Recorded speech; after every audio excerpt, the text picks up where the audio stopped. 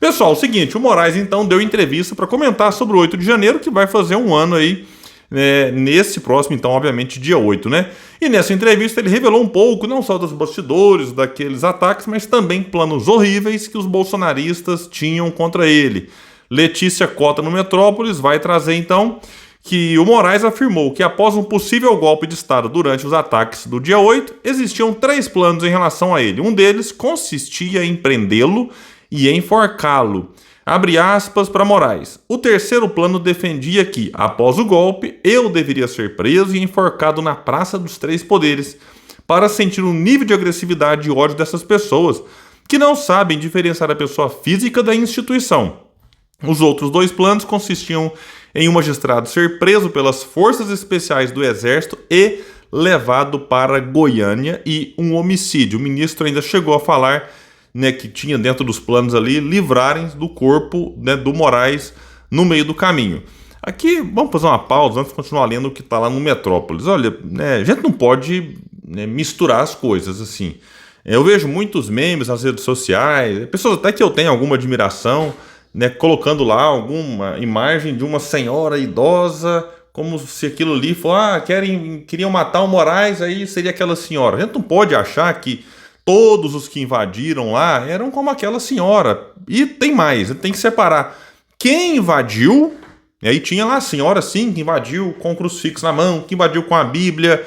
Mas calma lá, tinha gente violenta lá no meio também.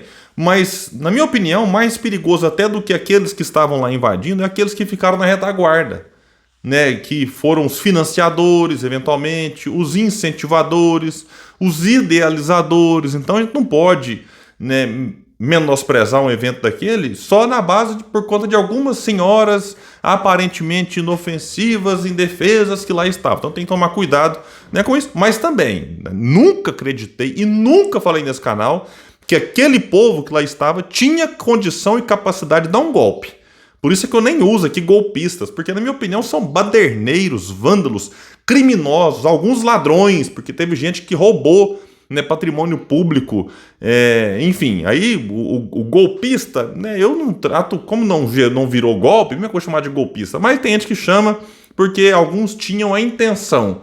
Aí também vai de cada um, eu prefiro não, porque, né, nunca acreditei que nós pudéssemos ter golpe no Brasil, mas nunca duvidei de que o Bolsonaro tinha lá os seus delírios golpistas. Bolsonaro e vários, né, daqueles que estavam próximos dele. Vamos continuar aqui agora, né? Moraes disse que há um inquérito para investigar o planejamento dessas atividades com possibilidade de envolvimento da ABIN. Abre aspas para ele. Houve uma tentativa de planejamento, inclusive há outro inquérito que investiga isso, com participação da ABIN, que monitorava os meus passos para quando houvesse necessidade de realizar essa prisão. O ministro afirmou também que sua segurança é a mesma desde que assumiu a Secretaria de Segurança Pública de São Paulo em 2014, lembrando que o governador na ocasião era o Alckmin, e disse que apenas aumentou a proteção em relação à própria família e voltou a reafirmar a necessidade de regulamentação das redes sociais. Na entrevista, Moraes lembra que estava em Paris naquele fatídico dia. O filho mostrou para ele imagens da invasão e o ministro imediatamente ligou para Flávio Dino, ministro da Justiça, perguntando como aquilo tinha acontecido, se estava proibida a entrada de manifestantes na esplanada, e lembrou que o problema começou ao deixarem os radicais se reunirem em frente a quartéis generais, e eu concordo com ele aqui. E disse, foi um erro muito grande das autoridades deixar, durante o ano passado, aquelas pessoas permanecerem na frente dos quartéis. Isso é um crime e agora não há mais dúvida disso. O STF recebeu mais de 1.200 denúncias contra quem estava acampado pedindo golpe militar, tortura e perseguição de adversários políticos.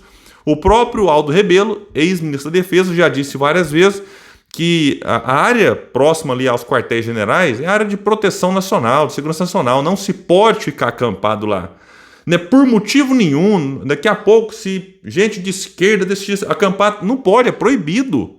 Então, a simples presença desse povo lá por um período longo já era cometimento de crime, sem falar no que eles pediam lá, ditadura, AI-5, intervenção militar, intervenção federal, pediram até intervenção alienígena, tinha galera que fazia, meu Deus do céu, agora a gente vai lembrando, cantavam um hino para pneu de trator, né? Ficava ali com luzinha em cima para chamar alienígena, negócio de doido, realmente tinha que ter intervenção familiar, psiquiátrica em muitos dos que lá estavam. Também não quer generalizar, mas tinha muito tempo que não estava bem. Você via vídeos ali, as pessoas parecendo meio que, enfim, totalmente transtornadas.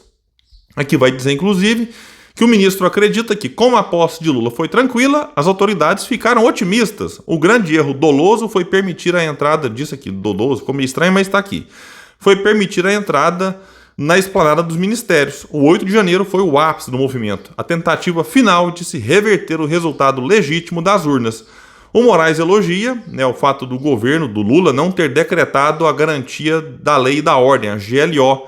Ele argumenta que durante as investigações e interrogatórios sobre o assunto, financiadores e participantes tinham um plano de invadir o Congresso e ficar lá até que uma GLO fosse estabelecida e o exército fosse tirá-los. Então, tentariam convencer os militares pelo golpe.